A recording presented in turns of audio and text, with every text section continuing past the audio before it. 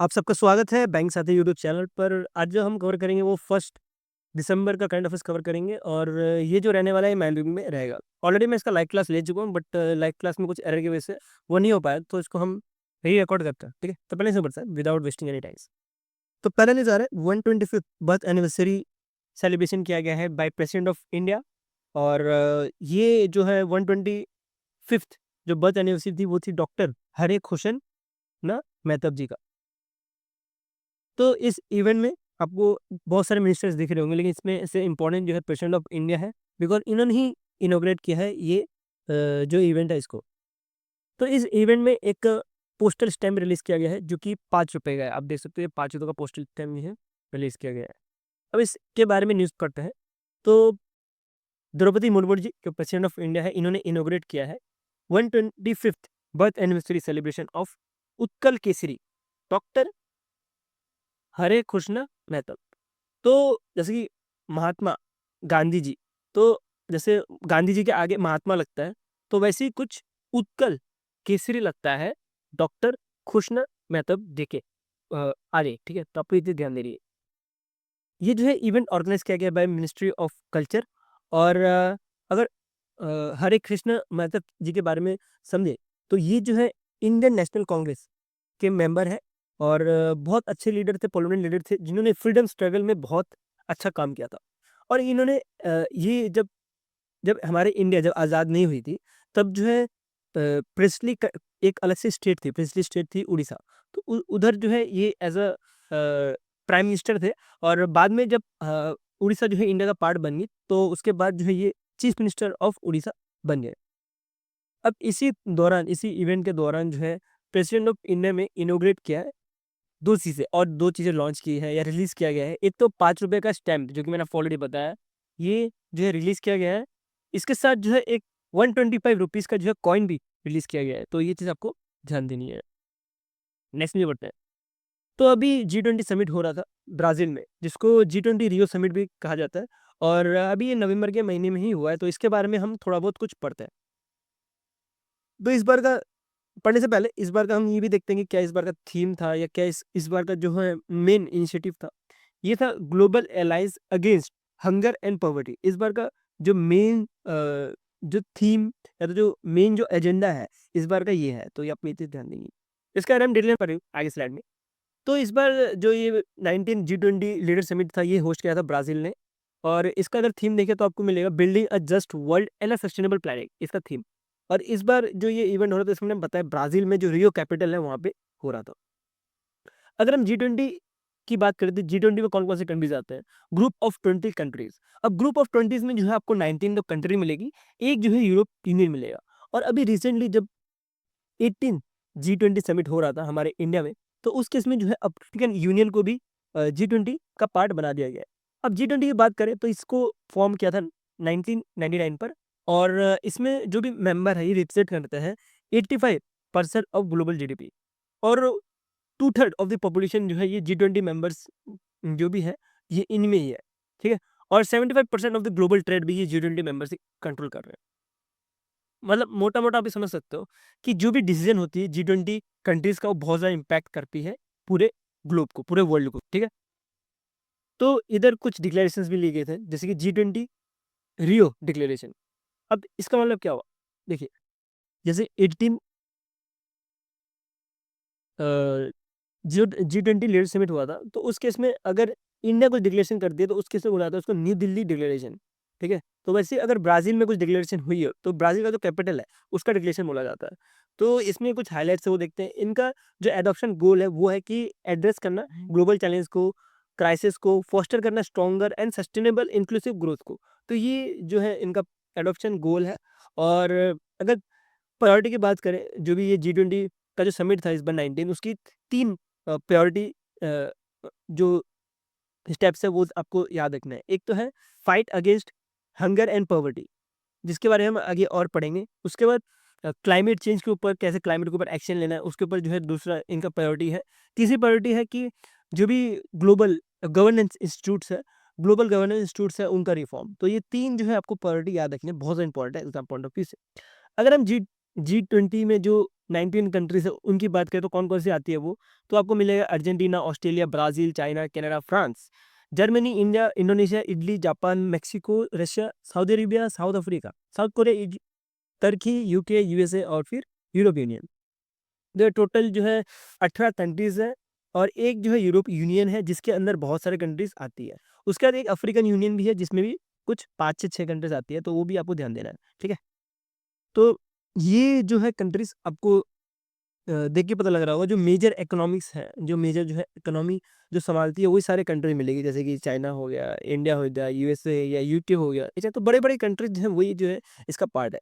और इसको याद करना बहुत ज़रूरी है कि कौन-कौन से इसके मेंबर है, बिकॉज़ कभी-कभी इसमें से डायरेक्टली क्वेश्चन बन जाता है। बट आपको मोस्टली ये चीज़ तो याद हो ही जाएगी क्योंकि जो मेजर कंट्रीज़ है वही है इसमें एज़ अ G20 मेंबर, ठीक है? तो इसको याद करने की ज़रूर कोशिश करना। तो इसके बारे में पढ़ते हैं और आगे देखें तो जो अभी ये समिट था तो इसमें global alliance against hunger and poverty launch किया गया है। इसके अंतर्गत बोला गया है कि ये जो भी इनिशिएटिव है इसके अंतर्गत कुछ कैश ट्रांसफ़र किया जाएगा 500 मिलियन पीपल को 2030 तक और जो 150 मिलियन चिल्ड्रन है उनको जो है हाई क्वालिटी मील दी जाएगी। तो ये कहना है जो भी डिक्लेरेशन है इसके अंतर्गत और ये जो फंड है वो दिया जाएगा मल्टी डेवलपमेंट बैंक के द्वारा। जैसे कि आपको पता होगा सॉरी थोड़ा पीछे हो गया। जैसे कि पता होगा आपको ब्रिक्स के बारे में, ठीक है? तो ब्रिक्स में क्या है एनडीबी है, न्यू डेवलपमेंट बैंक।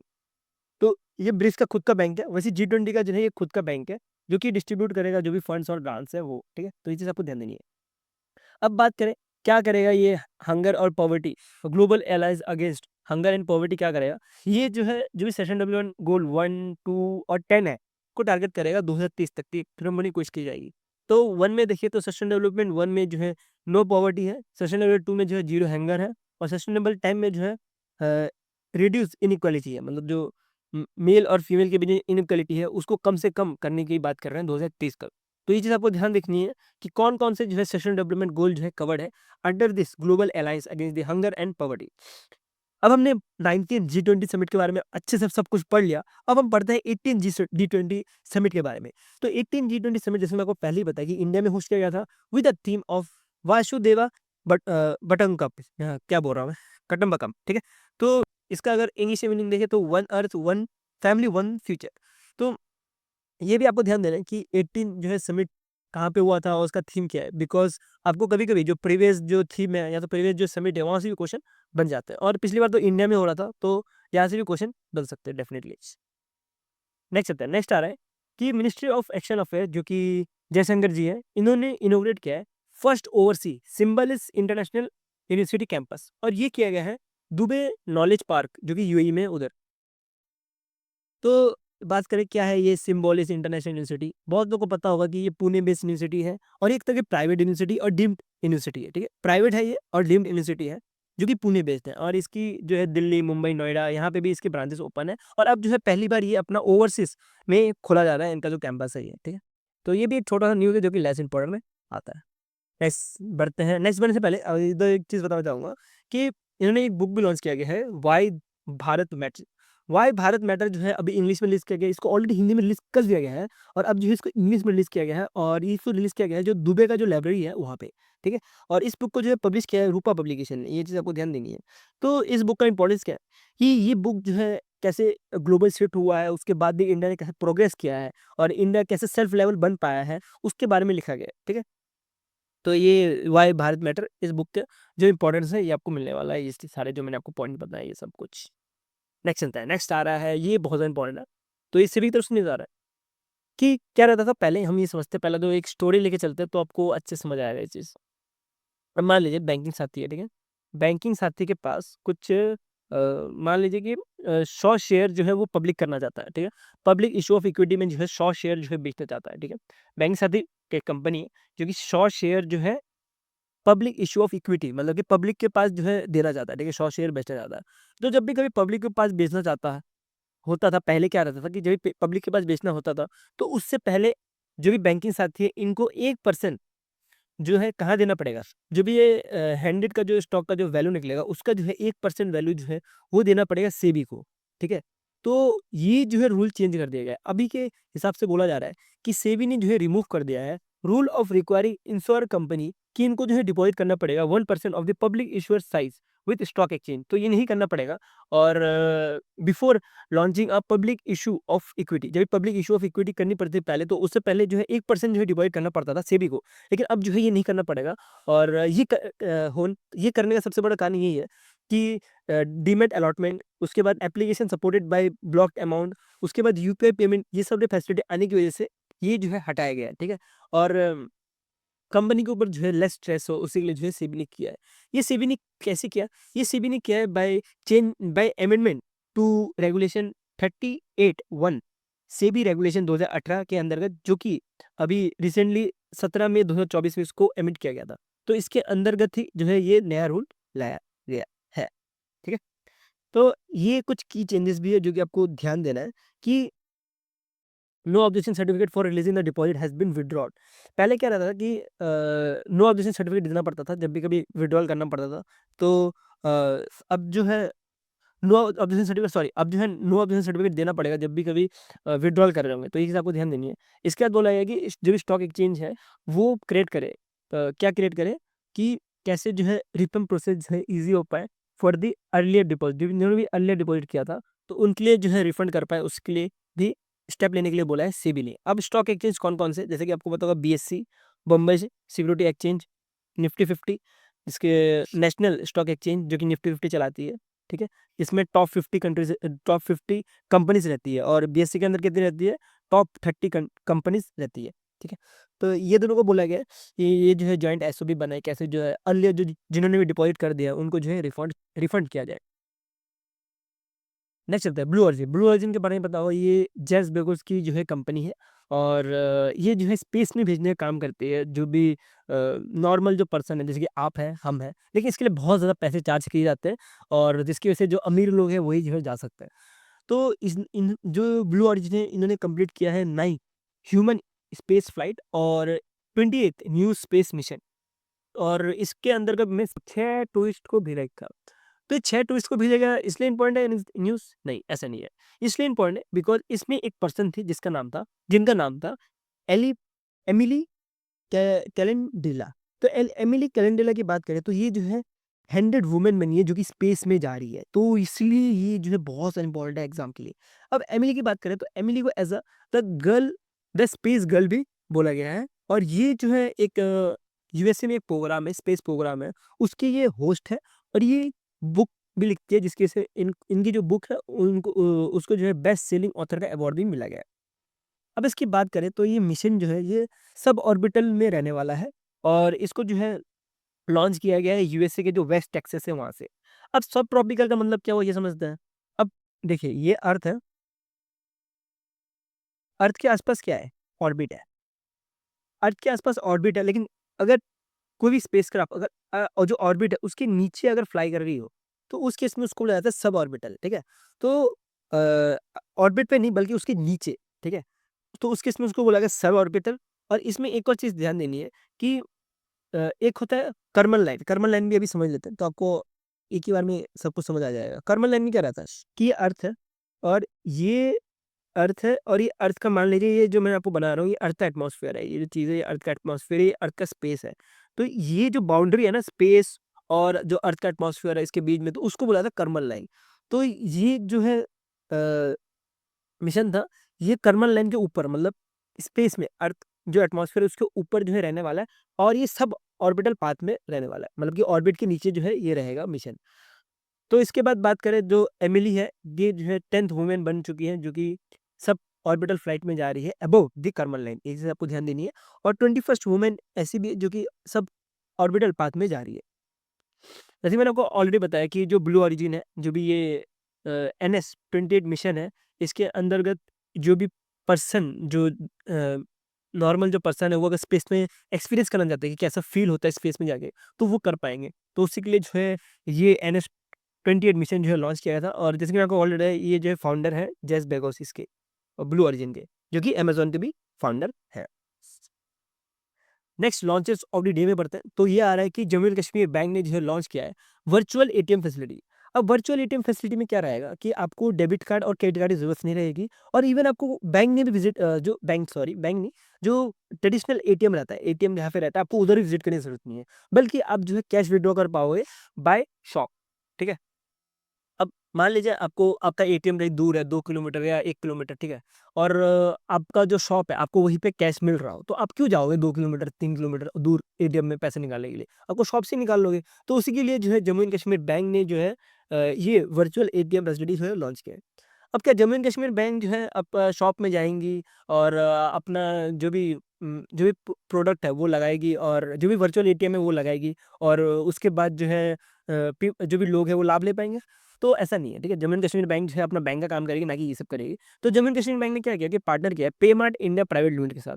तो पेमार्ट इंडिया प्राइवेट लिमिटेड के साथ पार्टनर करके जो है ये लॉन्च किया है वर्चुअल एटीएम पॉकेट, जिसके अंतर्गत मैंने आपको बताया कि आप जो है शॉपकीपर जो रहेगा, जो किराना स्टोर है, वहाँ से भी आप जो है कैश ले सकते हो बाय यूजिंग योर फ़ोन, ठीक है? फ़ोन में आपको ओटीपी आएँगी, या जो इनका ऐप रहेगा जम्मू एंड कश्मीर बैंक का, या तो जो पेमार्ट का जो ऐप रहेगा उसके थ्रू जो है आप पेमेंट करके वो कैश ले सकते हो।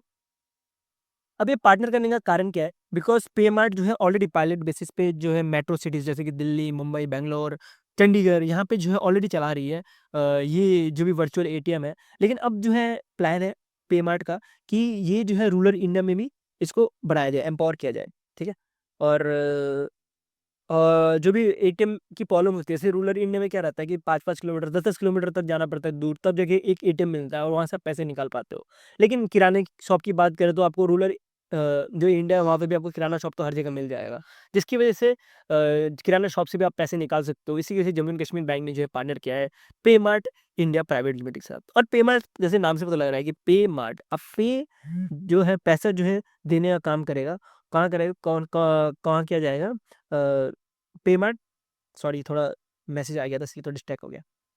तो पे मार्ट जैसे नाम से पता लग रहा है कि आप जो है पे कर पाओगे मार्ट में जाके, ठीक है? आपको जो भी कैश कैश है वो जो मार्ट है, मतलब जो शॉप है वहाँ पे मिल जाएगा। तो इसलिए इसका नाम जो है आपको ऐसे भी याद रख सकते हो कि जम्मू एंड कश्मीर बैंक ने जो है पे मार्ट के साथ पार्टनर किया हुआ है। उसके बाद बात करें तो ये 2 स्टेप कैश विथड्रॉ फैसिलिटी देने का काम करेगा, और ये दिया जाएगा by using their app called M pay delight plus app, ठीक है? तो ये चीज़ आपको ध्यान देनी है। तो पेमेंट इंडिया की बात करें तो एक तरह की फिनटेक कंपनी है जो कि चंडीगढ़ बेस्ड है, और इन्होंने डिफरेंट डिफरेंट बैंक के साथ पार्टनर करके रखा हुआ है, और इन्होंने जो है वर्चुअल एटीएम सर्विस जो है लॉन्च किया है, ठीक है? तो ये चीज़ आपको ध्यान देनी है कि पेमेंट जो है कहाँ पे बेस्ड है, और इसका काम क्या रहने वाला है। इनका जो है वर्चुअल एटीएम सर्विस देने का काम है। Next awards of the day में बढ़ते हैं, तो ये आ रहा है doctor Martin Luther king junior global peace award, और ये दिया आ रहा है फॉर अपलिफ्टमेंट ऑफ माइनॉरिटी। ये जो है अवार्ड दिया गया है प्राइम मिनिस्टर नरेंद्र मोदी जी को बाय वाशिंगटन एक्टिव एवेंटिस्ट यूनिवर्सिटी और association of Indian American minority के द्वारा। तो ये दिया गया प्राइम मिनिस्टर नरेंद्र मोदी को कि प्राइम मिनिस्टर नरेंद्र मोदी ने जो अभी कैसे प्राइम मिनिस्टर नरेंद्र मोदी ने माइनॉरिटी अफेयर जो है उनके लिए जो स्टेप्स उठाया उसके लिए जो है ये अवार्ड दिया गया है, ठीक है? ये इंपॉर्टेंट आपके ध्यान में है। उसके बाद एक हॉकी की तरफ से अवार्ड दिया जाता है, हॉनरी मेंबर अवार्ड, और ये जो है दिया गया है नेदरलैंड के एक पर्सन को जो कि हॉकी के जो है प्रेसिडेंट भी रह चुके हैं, ठीक है? यूरो हॉकी के जो है फॉर्मर प्रेसिडेंट रह चुके हैं। अब इस अवार्ड में एक प्रोजेक्ट भी लॉन्च किया गया है जिसका नाम है women in hockey empowerment project. इस प्रोजेक्ट के अंतर्गत जो भी वुमेन प्लेयर हैं, कोच हैं, ऑफिसर्स हैं, लीडर्स हैं, उनको जो है एम्पावर करने का काम करेगा, ठीक है? इससे आपको कुछ ज़्यादा डिटेल में पढ़ने की ज़रूरत नहीं, उनको जो है एम्पावर करने का काम करेगा ये अवार्ड में, और कौन जो है अवार्ड विनर है वो आपको ध्यान देना है। ये इंडिया की तरफ से नहीं है, तो यहाँ से क्वेश्चन बनने के चांसेस भी बहुत कम बन जाते हैं, ठीक है? अगर इंडिया की तरफ से होते तो क्वेश्चन बनने के चांसेस बहुत ज़्यादा होते हैं। पढ़ना ज़रूरी है, लेकिन लेसन बोर्ड में ये भी आता है। नेक्स्ट चलता है, नेक्स्ट अपॉइंटमेंट। तो ये जो है, ये जो पर्सन है, ये कंप्यूटर साइंटिस्ट है और सोशल डेमोक्रेटिक भी है। इनको जो है पीएम ऑफ लुथेनिया बनाया गया है, और ये भी कुछ ज़्यादा इंपॉर्टेंट है नहीं, देखिए अभी लास्ट में आता है, ठीक है? क्योंकि मोस्टली जो है पीएम ऑफ लुथेनिया, या अगर मान लीजिए कि दूसरे भी पीएम बने हो तो ज़्यादा पूछने के चांसेस बहुत कम होते हैं। अगर फर्स्ट बने हो या फर्स्ट वुमेन बने हो, या जो हमारे नेबर्स जैसे नेपाल, श्रीलंका, यहाँ के अगर पीएम बने हो तो उधर से क्वेश्चन ज़्यादा बनते हैं एज़ कम्पेयर टू जैसे ये क्वेश्चन है, ठीक है? तो यहाँ से क्वेश्चन बनने के चांसेस कम है, बट आपको पढ़ना ज़रूरी है। लेकिन ये भी लेसन पॉइंट में आता है। दूसरा वाला जो अपॉइंटमेंट है बहुत ज़्यादा इम्पोर्टेंट है, क्योंकि पंकज त्रिपाठी के बारे में पता होगा ना? पंकज त्रिपाठी जी जो कि बॉलीवुड एक्टर हैं, जिन्होंने गैंग्स ऑफ वासेपुर बनाया, उसके बाद उन्होंने मिर्ज़ापुर बनाया। तो ये सब बहुत सारे सीरीज़ बनाए हुए हैं, स्त्री थ्रू ये सब बनाए हुए हैं, स्त्री भी बनाई हुई है। तो पंकज त्रिपाठी जी को एज अ ब्रांड एम्बेसडर बनाया गया है फॉर मध्य प्रदेश के टूरिज्म के लिए। तो अब मध्य प्रदेश का टूरिज्म है, इनको प्रमोट किया जाएगा बाय पंकज त्रिपाठी जी, और ये किया जाएगा टेलीविजन कमर्शियल के थ्रू या ऑनलाइन थ्रू, तो ये सब किया जाएगा, ठीक है। तो इसलिए जो है मध्य प्रदेश टूरिज्म ने जो है ब्रांड एम्बेसडर बनाया किसको, पंकज त्रिपाठी जी को। उसका स्पोर्ट्स की बात करें तो अभी रिसेंटली 2 S1 रेसिंग के जो है गेम हुए थे, और इधर आपको मिलेगा पहला लॉस वेगस ग्रैंड प्रिक्स जो कि जीते गए हैं बाय रसल, जो कि मर्सिडीज की गाड़ी चलाता है। और सेकंड नंबर पे जो है लुइस हैमिल्टन, थर्ड नंबर पे जो है स्पेन के एक प्लेयर है, ये फरारी चलाते हुए आए हैं। अगर रसल की बात करें तो सेकंड टाइटल था 2024 का, इससे पहले जो ऑस्ट्रेलियन ग्रैंड प्रिक्स जो है जून के महीने में ही जीता था। उसका फोर्थ कंसेक्यूटिव F1 ड्राइवर का चैंपियनशिप जो कि मैक्स वर्स्टेपेन रेड बुल जो चलाते हैं वो जीते हैं। और इनकी बात करें तो ये जो सेकंड आए थे वो आए थे लैंडो नॉरिस जी, और जो थर्ड आए थे वो फरारी जी वापस से चलाते जो कि मोनाको के हैं, ठीक है।